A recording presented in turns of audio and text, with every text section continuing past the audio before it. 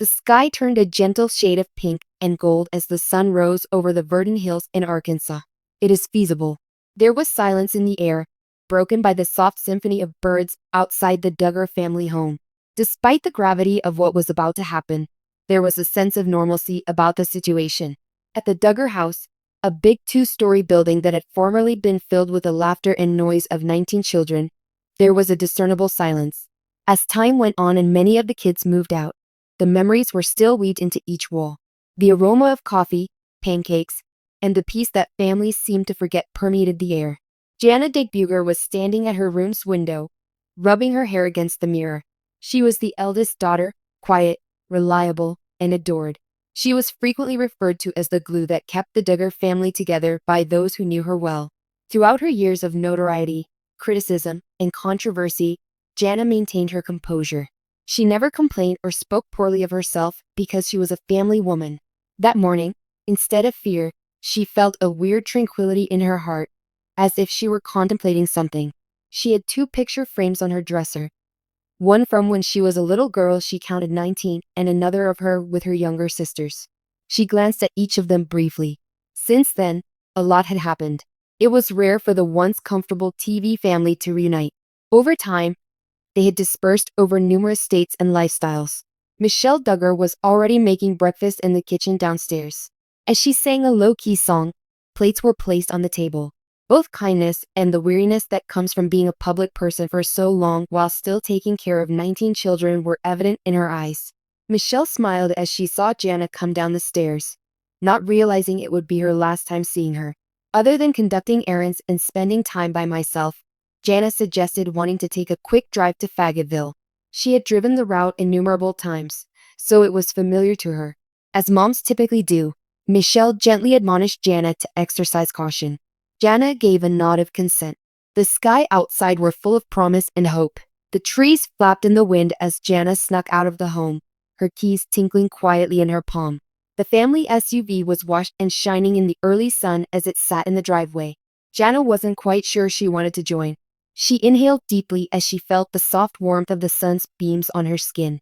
It was just one of those minor details that go unnoticed until a major event occurs. The road ahead was broad and open, flanked by golden meadows. A calming Christian hymn that Jana had sung at church as a child began to play as soon as she flipped on the radio. The automobile was filled with memories. As the music played, she experienced a moment of calm, the kind of calm that arises when everything are back to normal. Memories of her childhood flashed in her head as she sailed across the countryside. She recalled laughing uncontrollably as she and her siblings ran barefoot in the backyard at sunset. The principles her parents had taught her flooded back to her, those drawn-out family rites and the bothersome photographers who would follow them. She had always been burdened by duty. Even when stardom had passed, the early morning excursion turned into her haven. Explore her life narrative and a little trip through Arkansas's roadways. The breeze brushed her hair as it lightly blew through her open window. Everything appeared normal. The leaves were rustling, and the clouds were thin. However, the road turned abruptly up ahead, through a dense woodland. The silent, ruthless hand of fate was already there, and this curve had the power to abruptly alter everything. Jana's SUV drove down the winding country road past the edge of Fayetteville just after 9:40 in the morning. The sun, which had been bright earlier, had been obscured by a dense mass of slowly moving clouds. It seems that nature was going through an. The sky darkened with the imminence of a tempest, more of a tempest of fate than rain. A tune about acceptance and faith was playing gently on the radio.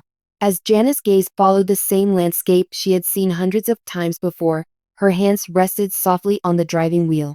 As she went by, the shadows danced on the glass, created by the massive oak trees that swayed gently on each side of the road. The air carried a subtle scent of damp dirt and pine. Her thoughts shifted to her family, her parents, her brothers, and the younger generation that admired her. She smiled at her father's protecting voice and her mother's gentle reminders. Despite loss, criticism, and celebrity, they had always managed to return to their religion. However, faith was powerless to stop what was about to happen throughout this adventure. The sky started to change as Jana continued to drive. A light drizzle started to fall, and the raindrops tapped the windshield. She engaged the wiper slowly and deliberately, her gaze focused on the vacant field in front of her. By this time, A thin layer of water was gleaming on the asphalt, making the road sticky. Ahead, across a shallow creek, was a small bridge that she had crossed countless times before. Today, however, was different. Suddenly, a deer leaped from the trees onto the road. Abruptly, a dark haze appeared against the gray rain. In an attempt to avoid colliding with it, Jana yelled and quickly spun the wheel. In an instant, tires went off the road.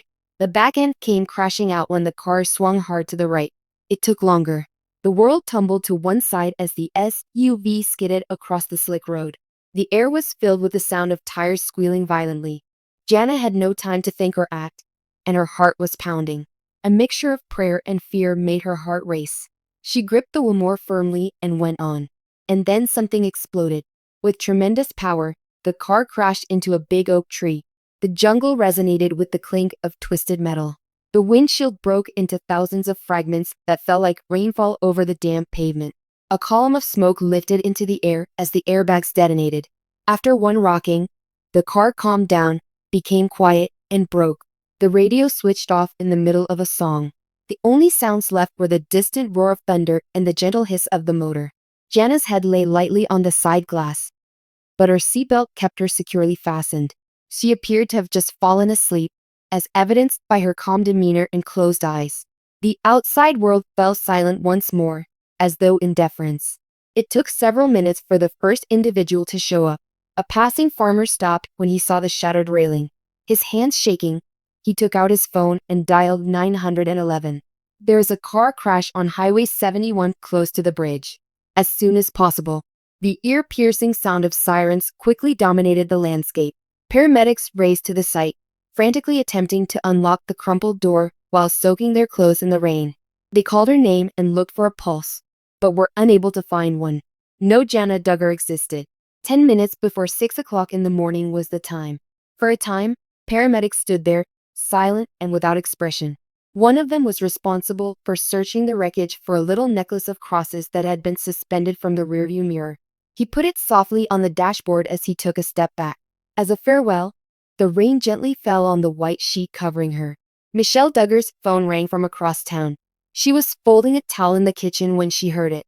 She had no idea that the words on the other end of that call would permanently alter her life. Shortly after 10:30 that morning, the phone rang.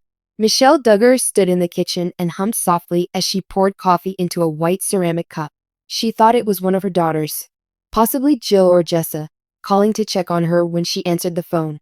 However, the voice on the other end was unidentified and shaky. "Tell me, are you Mrs. Duggar, ma'am?" Michelle wasn't sure. "Yes, I am." "Identify yourself." "This is Daniels, a Washington County Sheriff's Department officer." "Have a seat, please." The coffee cup clattered lightly against the counter as her hand paused in midair. Her chest was clearly getting tighter. The officer's voice conveyed the seriousness of the issue in a subtle yet profound way. His words, "And that has happened," went on. "Highway 71 was traversed by your daughter Jana in the morning, because her car wasn't able to." Michelle didn't hear about control or anything else. Words trailed off into quiet. The phone remained in her ear as she collapsed to the ground, her legs giving way. She found it difficult to speak and breathe. It seemed more claustrophobic and darker. Her voice cracked like glass when she whispered the name of her daughter. "Please God, don't let Jana." Jim Bob ran over from the other room and crouched down next to her, his anxious face showing. Michelle's look told him everything. Words were unnecessary, like time itself. The coffee cup fell to the floor, leaving the white tiles delicately speckled with the dark liquid. An hour later, the fortunate Duggars' once happy abode had turned into a depressing environment. The older kids started to show up, their faces revealing intense emotional pain. When Jessa brought her baby, who wept quietly but didn't notice, the room was filled with sorrow. Johanna clutched her husband fearfully and trembled violently. The smaller children, still a little confused, sat in corners, their faces showing their terror. The news spread quickly. By mid-afternoon, reporters were whispering into cameras about the tragedy as media cars gathered around the Duggars' property. Michelle's neighbors' food, flowers, and consoling words were insufficient to ease her suffering. That night, she sat in Jana's room with a hoodie over her heart. Through the soft sheets and aromatic shampoo, a little of her daughter's aroma permeated the space. A Bible that Jana had annotated to highlight the next passage was on the dresser. "Those who are grieving are near the Lord, and those who are spiritually crushed are saved. Michelle read the messages repeatedly while crying uncontrollably, causing them to become hazy. The sheriff's office released the first report the next morning. Even after it was established that evasive maneuvering and wet road conditions were the cause of the accident, Michelle refused to accept that it was merely an accident. Jana had always been a calm, careful, and disciplined driver.